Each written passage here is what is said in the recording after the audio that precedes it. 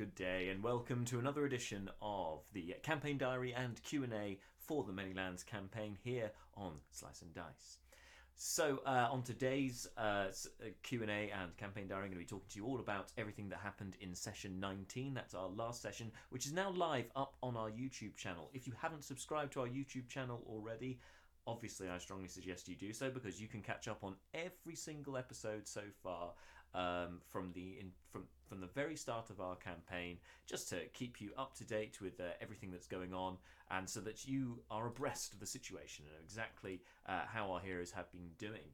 Our most recent episode, session 19, is still up on our Twitch page, and you can watch it to your heart's content after, of course, this campaign diary and Q&A. But if you don't want anything spoiled for you, I don't mind you going away to watch that rather than listening to this kind of wrap up of the situation. So I'll give you some sort of sound bites throughout this of what happened in the last session. But this is mainly to give you a peek behind the curtains for those of you who haven't seen the campaign diary before. So in this last session, we left things at a bit of a cliffhanger, as Seth had taken some of the group, most of the group in fact, to meet with the Moonrunners, who he gathered were meeting at the old mill outside of Hilberg. Now, of course, as I explained in the last campaign diary, it's a clandestine organisation. It's not really a party. They don't really want a lot of people showing up. It made sense though, because obviously Seth James more so, being cautious and not wanting anything bad to befall him. So you want to have backup. But however, when you're invited to something like that, it's generally not a +1 event, as was said in the stream. And the Moonrunners themselves were not particularly happy about this. Excuse me. So they managed to, using their own sort of magical skills and some persuasion on their part as well, convinced the rest of the group to leave. So we had the Dragonborn rogue, the one that Seth met at the very beginning in session 1, turning up and just casting suggestion on our two non-dark vision companions. That's Malar the Loxodon and Howland Cragmere, the human noble. But basically, just to get both of them, just suggested that perhaps they should go back. Well, he suggested to the stronger of the two, actually, suggested to, or at least the most weak-willed, you might say, of the two, to Howland Cragmere, just to head back, to take his Loxodon back to the inn and spend the evening there, which, because Midge wasn't here at that point, I had to do the first roll for him, and surprise, surprise, rolled a natural 1. So he and then Malar rolled a natural 1 on his opposed grapple check against Howland. So Howland managed to drag him, kicking and screaming, all the way back to Hilberg and to the inn. So that eliminated 2 of the 5 players. Then we have the 3 inside the mill. A little trickier. So Belle Quigley, a gnome arcane trickster, had been hiding in the rafters using the minor illusion spell to disguise her position and up on a ledge, which the party obviously didn't know, and then tried to cast sleep on them, forgetting that half-elves are not susceptible to the sleep spell. And so for the half-elves of Leobrin and Seth, this didn't work at all, and unfortunately it didn't work for the dwarf or Brucon either, because he has an HP of 31, and Belle, or I, only rolled 30 on the dice for sleep at 2nd level, so he unfortunately didn't knock him out, didn't knock anyone out. That was the end of that. So it then relied more on persuasion. Basically, Belle used the message spell to communicate to Seth that he was invited to the meeting, they weren't, they need to leave. If you want to speak to us, they have to go. And it took a little bit of convincing, but surprisingly not too much to get those 2 to leave, leaving Seth here alone. Now, at this point, so far we've only met 2 now of the official Moonrunners, that being Belle Quigley, who reveals herself by dropping down from the rafters, and then the Dragonborn rogue, who again is still nameless at this point, who Seth recognises from earlier on in the campaign. The latter of which is very upset with Seth for bringing a load of people to this secret meeting. That's not the done thing, and if he wants, basically told him in no uncertain terms that if he wants to be a member of the Moonrunners, he can't do that, and equally, if he wants the Moonrunners' help, he can't do that, and he will have to do something to prove himself to the Moonrunners. It's funny because the players have kind of pointed out, and James in particular, who plays Seth, pointed out that that they'd only been in the town in game time for about an hour before somebody approached him, mentioning this secret meeting and mentioning the Moonrunners, basically. And although I think at that point they were nameless, but the truth of the matter is that Seth is a rogue, and he does dress and he does kind of carry himself in a certain way that other thieving, conniving types or other sort of members of that underworld of society would recognise, and so he is likely to be approached by members of those kind of organisations. It just makes sense for the character, and that's why he was singled out at that point. So it did make sense for him to be approached, although yeah, perhaps it was a bit much and a bit brazen. That it was only it was more than, well, it was a couple of different sources who kind of mentioned about the Moonrunners. But then again, the players don't know at this point how big an influence the Moonrunners are within Hilberg and beyond. Actually, I think they got an idea of the scope by mentioning, as the Dragonborn and Bell mentioned in this session, that the Moonrunners, that this is the Rakgarat chapter of the Moonrunners, because it is the one that covers sort of the rural areas around the Rakgarat Mountains. There are, in fact, other chapters throughout Burekrin and beyond. So the Moonrunners is, in fact, although it appears to be very decentralized, is quite a big organisation. They do have their central governing body, I guess. They have their central sort of organisation leaders, which obviously haven't been revealed yet. But it is a large network of spies and thieves and so on. So yeah, an interesting group to come across, and one that it would seem on the face of it that the rogue member of the party would fit quite well into, like an old glove. So after this short exchange, this kind of rather terse exchange, Seth's quite charismatic and tried to persuade to get help. And it may have seemed that that although he rolled, I think, 23, that didn't seem to work. In fact, it did work, because rather than convincing the Dragonborn, he convinced Bell Quigley, the gnome and co-owner of Bits and Pieces, to assist him.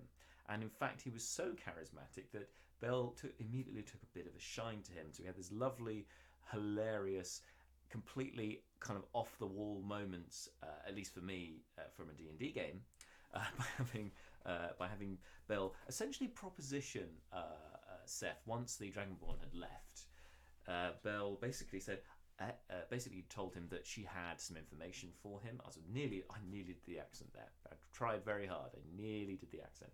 Basically telling him that she had some more information about who he was looking for, because he had mentioned about the statue leaving town, because the party are still, their main sort of thrust is that they're on the trail of Lady Helene Grenforth, who appears to have been abducted, apparently by members of House Rookwood in disguise, from the Crowflies, in disguise as guards from the Burekrin Republic, of which the game is currently set in. And so they've been on the trail for her, as she's also been turned to stone by a basilisk, and the abductors have then taken her, and they've gathered that an oxen and cart was purchased by these abductors from Dean Fringe, and their investigation into Dean Fringe basically found out that Dean Fringe had turned into a werewolf.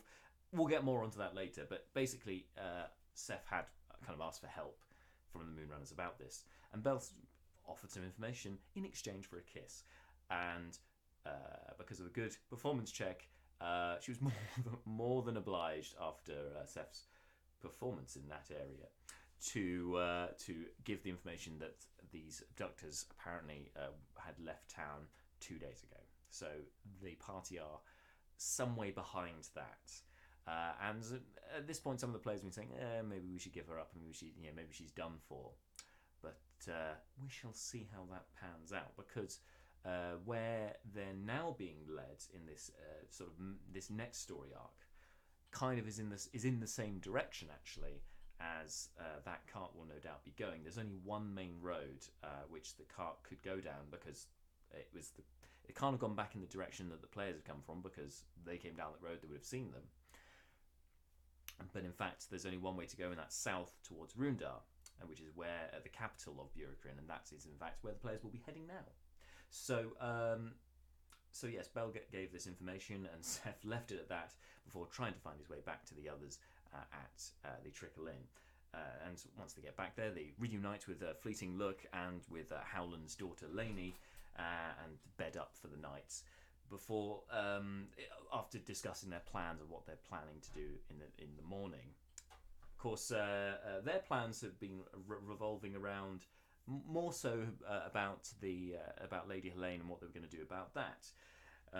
Kind of a rude awakening for them the next day, as they are then summoned to the council chambers by Asim Devilblight, the second in command of the Hilberg Guard, and the Tiefling, who they had encountered when they after they fought the werewolf. He was the first on the scene after the werewolf had been defeated. So he leads them to the council chambers. Howland was going to go there anyway to meet his master, Lord Gant Bronn from House Bronn, also from the Crowflies, like Lady Helene Grenfell. I know a lot of names, a lot to keep up with. So they're summoned to the council chamber, and on the way they decide to grab Nerys, their sorcerer companion, played by Marta, who's been away for all of November, and in fact she's not going to be back on Monday, but apparently she'll be back in 2 weeks' time. It's very exciting. But they grabbed her on the way to take to this council meeting.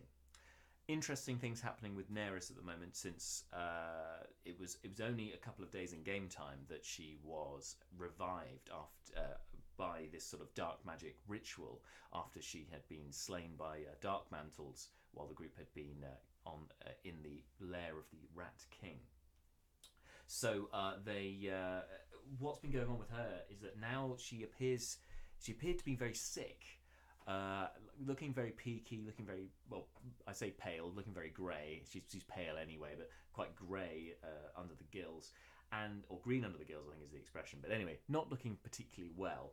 And despite medicine checks, despite Malar casting Lesser Restoration on her, it doesn't seem to cure this ailment. Now, for those of you who watched the campaign diary on Nerys' last session, which was the end of October, so I want to say it's campaign diary 16, I want to say 15 possibly. You would know some more inside information, which I won't talk about right now because I don't want to spoil anything for later on. And I don't want to put anyone else off who doesn't want it to be spoiled for them. So we'll leave it at that. But basically, if you know what was talked about in Campaign Diary 16, kind of makes sense as to why, as to what's going on with her appearing to be sick and then not being cured by magic. So she perseveres and she goes along with them nonetheless. And the group arrive at the council chambers, where they finally meet the authority figure within the town of Hilberg, Councillor Tarquin Potter, female human, who gives the party permission, along with their escort, Asim Devilblight, to go and investigate Dean Fringe's abode. So they head on over to his shack. And basically, there and find this is where the mystery kind of the plot thickens, the mystery deepens, all the phrases, because they find there. So Dean turned into a werewolf. They don't know why, but what they find at his home is a clay pitcher filled with wine. Brucon being the monk drunken master and a patron of an expert in all kinds of alcohol due to his kind of frat boy origins, goes to try the wine, and I asked Bart to make a saving throw, a Constitution saving throw. Fortunately, dwarves have a good constitution, so this helped him in the check. But basically, that pitcher, as they discovered, had been lined with werewolf blood, and so basically it'd been tainted by that, and so he had to pass that Constitution saving throw, or he would have contracted lycanthropy, which would have been quite interesting because that would have meant over time he would be turning into a werewolf. So so then that's pretty huge. Fortunately, he made the save, so not a problem, and he only tried a little bit, so I adjusted the save accordingly, as he was just sampling wine tasting and spitting out, but obviously some residue may remain. So the Constitution check saving throw had to be made, but it was at a lower level than it would be from a werewolf bite, for instance. In addition to this, they also find a letter which says that was actually next to the picture. It's like they're laid out in front of them, saying that the wine must be delivered to Rackfell Manor. The wine was delivered to Rackfell Manor, and that half of the money has been kept for Dean at the Miner's Arms. It also ends with "Tell Hogarth that Fang sent you." So another lead for them if they want to get some gold, but also it points to the fact that this wine has been supplied by another source. So perhaps Dean, I think it was made quite obvious actually, that Dean had essentially stolen some of this wine for himself, drank some of it, and then as a consequence contracted lycanthropy, and so now becomes a werewolf in the night, which is not a good fate to befall anyone. But like I said, the plot thickens. They also, in addition to that note, they also found in the bedroom just to confirm that they had the right person. They found in the wardrobe, as well as lots of extravagant, expensive clothes worth quite a lot of gold, which I think they left. Surprisingly, I said it was worth 150 odd gold, and they left it. They also found the boots of speed, which is the other magical item that Bantam and Bell had revealed to the group that Dean had bought with all of his newfound wealth. So Seth kept those for himself, although I believe from speaking to James that he plans to give those to one of the other party members that may have more use for speed. I wonder who. Anyway, I'll look forward to when they start to use those magic items, because they've got the boots of speed, and in addition to that, Malar found before a ring of feather falling. Both these items need a tuning to, but they're fun items nonetheless. I think they will kind of add a bit of flair and add a bit of useful traits for our party members, particularly for future adventures. I've thought about this. Anyway, so after finding this, they also found a small knife with a shred of parchment attached to it embedded in the wall.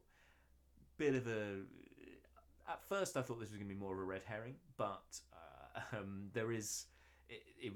it's actually, there's more to it, that parchment, as they found out from their other line of inquiry, which was due to Malar's connections at the Temple of the Eight.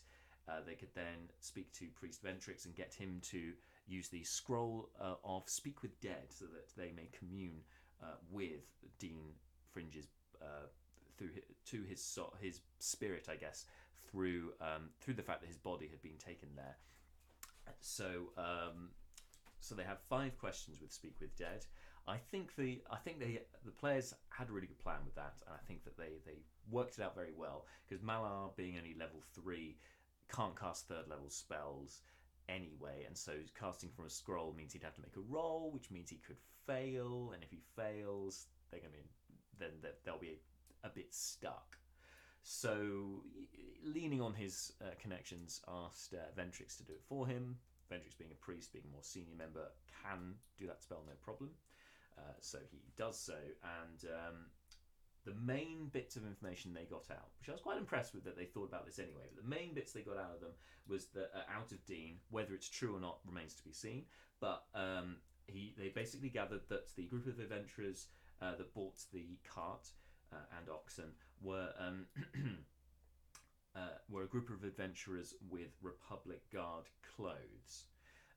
Not to say that they were necessarily wearing them, but they had them on them. That much was revealed. Dean was tasked by a knight with a tooth crest to deliver the wine. A crest with a tooth on it. Now, handily, Howland Cragmere, the newest addition to the party, or at least temporarily to the party, is from the Crowflies, and that's where the majority of coats of arms and crests come from. So he could do a little history check just to see if he knew which house that belonged to. Unfortunately, that wasn't the case. The only thing that the parties have been able to join the dots on, I guess, or at least get some kind of clue with, is the fact that the Order of the Broken Fang, funnily enough, their symbol is a broken tooth. So one of the suggestions from players, which I've heard so far, which is very interesting, won't confirm if it's true or not, but very interesting, was if the Broken Fang is there to destroy monstrous beings such as werewolves, then perhaps this counter organization, this tooth order or symbol, is in fact for the promotion of werewolves and monstrous beings, and wants to see them let loose on the world, sort of thing. So kind of the two sides of the coin, the kind of dichotomy between the two, I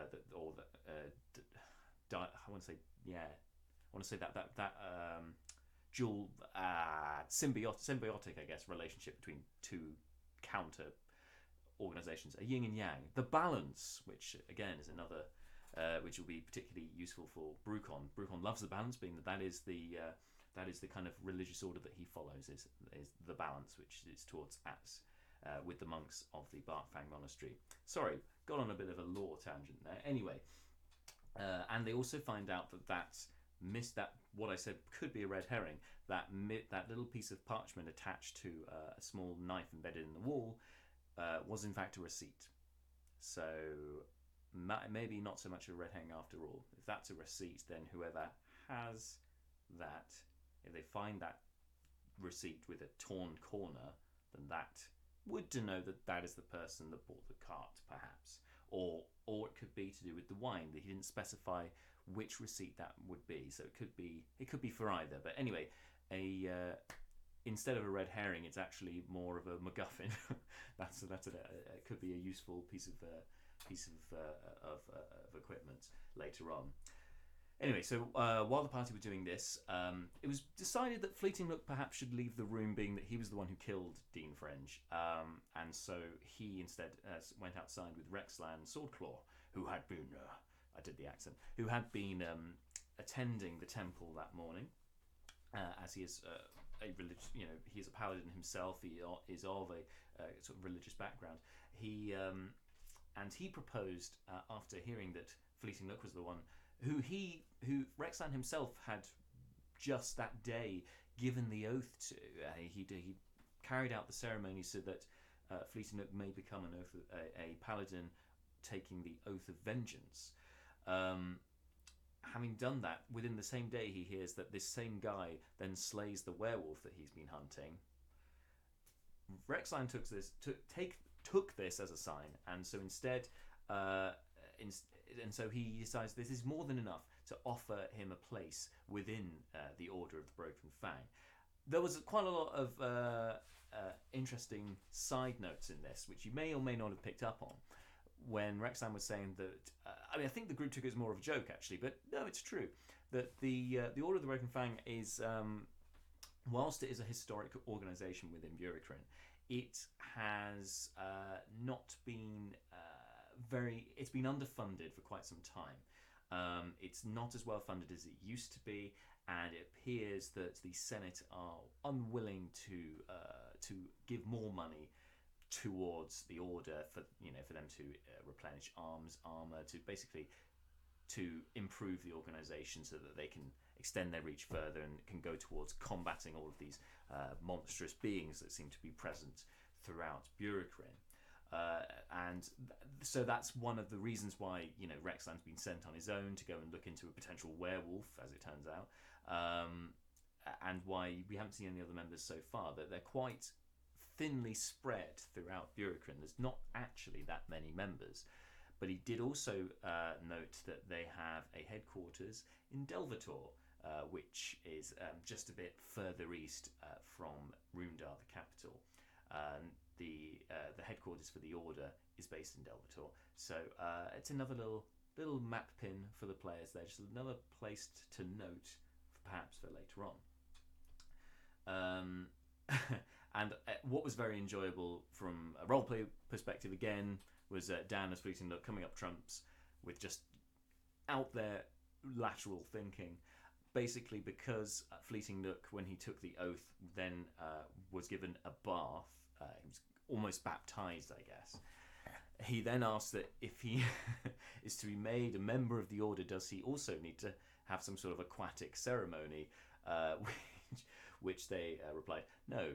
Rex was like, no, that's not necessary. And Fleeting said, yeah, no, can I have one? So, being convinced and somewhat confused, Rexland heads off with Fleeting back to the inn to give him a bath.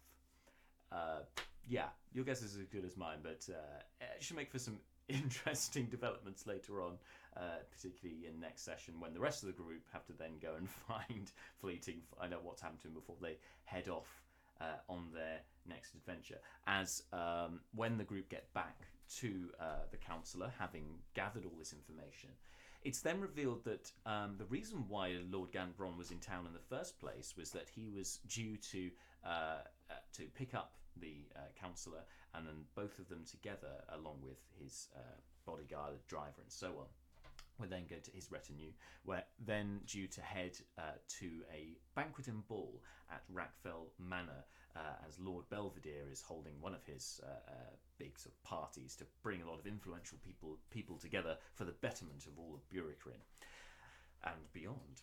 And so it's quite disturbing for them when they see the letter, because the letter says that this tainted wine, has been taken to Rackfell Manor, where the party is going to take place. So Councillor Potter, hearing this, then asks the party to go in her place. Fortunately, the invite for the ball was actually for Governor Henley, and as I explained in the last campaign diary, the hierarchy of the political structure of Burikrin is essentially that the governors hold the power within each settlement. They, however, their duties mean that they normally are attending the Senate in the capital of Rundar, meaning the councillors who don't get votes themselves in political issues they directly work underneath the governors. So they, in fact, are kind of, I guess, vice governors, if you like, and they take control as mayors and whatever in the stead of the governor at each settlement. And so in this case, the invite was to Governor Henley, but as he's not there, Councillor Potter would then go in his place. So this means that Lord Belvedere doesn't actually know what Councillor Potter looks like, and therefore it's quite easy for the party then to have one of their own pose as the councillor and go to the party as them. And as they haven't met, as Lord Belvedere hasn't met Councillor Potter, could be either gender either. And as I've established in that session, Tarquin in this world is both a male and a female name, so it could be for anyone. So that helps. That helps the party most definitely. Before they got there, they sent, after some investigation of Neris as to what's going on with her, decide to send her back home so she can rest. But I have a feeling that they will be bringing her with them next time, because, of course, as I said, Marta, who plays Neris, is back in 2 weeks' time. So we've got to make sure that her character's there for her to play. And this next journey will take a few days, not in game time, but a few days within the world, which we may well skip through most of those hours, I'm pretty sure, to get to Rackfell Manor, to the party. So it's the route has kind of already been planned. They already have rooms booked at inns along the way. So it's all very well organised. So it just remains for our party to kind of make their final preparations, as they may be battling another werewolf if they're not careful. So do whatever preparations they can with the resources they have available before then heading off before nightfall on the carriage. So the beginning of next session will mostly be at the beginning of the session will essentially be preparation time. But I imagine if they've got the gold to do it, they'll want to buy silvered weapons. They may well be able to get them from a market trader. If not, they may be able to get their current weapons silvered. Hi, Glow Tiger. Thanks for tuning in. Uh, so they may well go on to the as I said, they may well either buy silvered weapons or get their own weapons silvered if they've got the gold to do it. They'll need to go to the blacksmith. Unfortunately, there's only one, and that's within the garrison. So, and they don't normally work with outsiders. So it's going to be interesting to see how that plays out. But they're going to have to do something, and they do have the backing of the councillor, so that should help them in this latest endeavour. They also need to pick up Fleeting Look and Neris, find out what's going on with them before heading off en route on to the party. Once they get to the party, this is going to be very fun, and I'm very much looking forward to it. I hope you are as well. I'm in the final stages of making preparations for this little adventure hook. This little adventure. Yes, once they get there, we're looking at mystery, we're looking at intrigue, and we're looking at some potentially deadly encounters. So that's all coming up on the stream. So tune in to us on Monday, where we'll have the next session starting from 6 p.m. on Monday. That's our usual slot. In the meantime, you can still enter our competition to win a lovely set of devilishly handsome dice set and other accoutrements attached to it, all thanks to our friends at Beholder's Dice. The way to enter, nice and easy. If you're not following us already, do so on our social media. So Facebook, Twitter and Instagram, it's all at slice&d6. Go on there, you'll see our latest posts. You need to follow, like the post, and then if it's Twitter, you've got to retweet it. If it's Facebook, you got to share it, and if it's Instagram, you got to tag a friend to be entered into the draw to win the dice set completely free, and it'll be posted over to you. So I'll be announcing the winner on Monday. So if you're going to enter, you're going to enter now, Saturday, or Sunday. Those are your last opportunities to enter. So as I said, winner will be announced live on stream 6 p.m. On Monday. So tune in for that. Also, we're going to have some other announcements as well, including our first kind of slice and dice, I guess, meetup, if you like. The kind of the first time that there's an official event that we're going to, or some of us are going to, that you can meet us at, which would be great, because I'd love to actually put names to faces, or faces to names, or whichever way around you put it. So I'm very excited for that, but I'll be officially announcing that on Monday. So tune in then to find out where you can come and meet us, where we can come and meet you. And basically develop this channel further. Really kind of looking forward to really kind of getting into this and seeing this grow. I mean, the amount that we've seen it grow already has been really exciting. It's been really rewarding as well. Especially, I can't speak for the players, but for me certainly it's been such an honour to see how this has developed. It's like a child almost, kind of nurturing it, putting in the time and watching it grow up, and it's been great. And with that in mind, a big thank you to our most recent followers. If you've enjoyed what you've been watching, please hit that follow button. But I should say, our most recent followers, thank you to CF & Co and Elastic Heart for following. I should have said that at the beginning, but completely slipped my mind. There's so much going on. So thank you so much for following the channel. It really means a lot. And as I said, tune in on Monday, 6 p.m. for our next session. Until then, guys, stay safe. Bye.